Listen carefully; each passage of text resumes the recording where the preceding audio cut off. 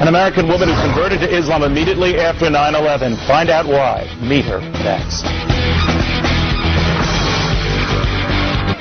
Well, she was the girl next door, blonde hair, blue eyes, a practicing Catholic, but after 9/11, she found herself drawn to Islam, a religion she says empowered her. Or what does she think of radical Islam and the folks who want to kill us? Angela Collins is the director and principal of the Al Rida Academy. It's a school for Muslim children in Southern California. Thank you for joining us. Thank you. Assalamu alaikum. Tell me a little bit about why and how you made this transformation. I traveled a lot abroad across the world. I went to India and through the Middle East and met Muslims everywhere. And the people that I met were so genuine and generous in their nature. And I wanted to learn a lot more about them.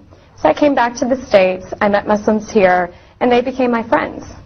And then 9/11 happened, and our entire country pointed their finger. They blamed Muslims, of course.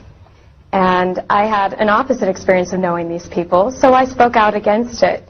But then, of course, I'm challenged, and people want to know what Islam really teaches, and I didn't have that knowledge. So what I did is I picked up a Quran, and I started reading, of course thinking, here's a book that discriminates against women, does not give them their equal rights, is not fair and divided. But I found exactly the opposite after reading the direct source and the direct word of God. And after that, I took my Shahada and I converted to Islam.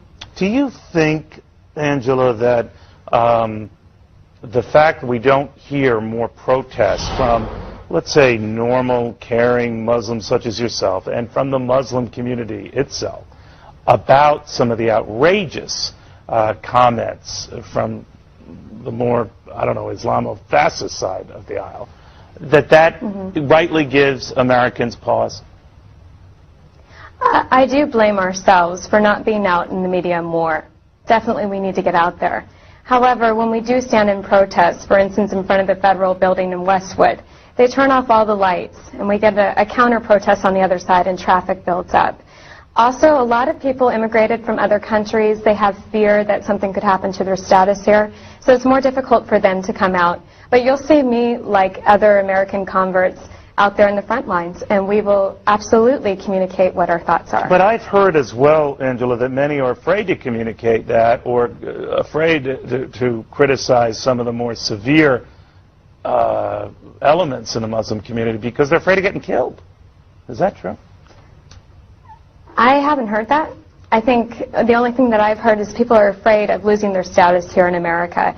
As for death, no. Although I've had my own experience where I was standing out there in a protest and a lady came out of her car, she jumped in front of my face and she pushed me. Of course I didn't push her back, and she was older, she was maybe in her 50s, and she was Israeli and very upset. I just figured she was responding with her emotions, but I didn't react. But you know, there are a lot of, we're showing a picture of you, Angela, before you made this transformation and became a practicing Muslim, and a lot of young women who would be looking at you now versus then would say, all right, she's covered herself up, she seems to have given away a lot of herself for religion we don't understand and somehow seems detrimental to women. You're saying that's not the case? No, absolutely not. I'm not sure which picture is being shown of me, but I'm sure I'm giving up a lot more of myself than now. How does your family feel about this? My family, at first it was difficult, but now they're extremely supportive. We have conversations. We talk about terrorism all the time.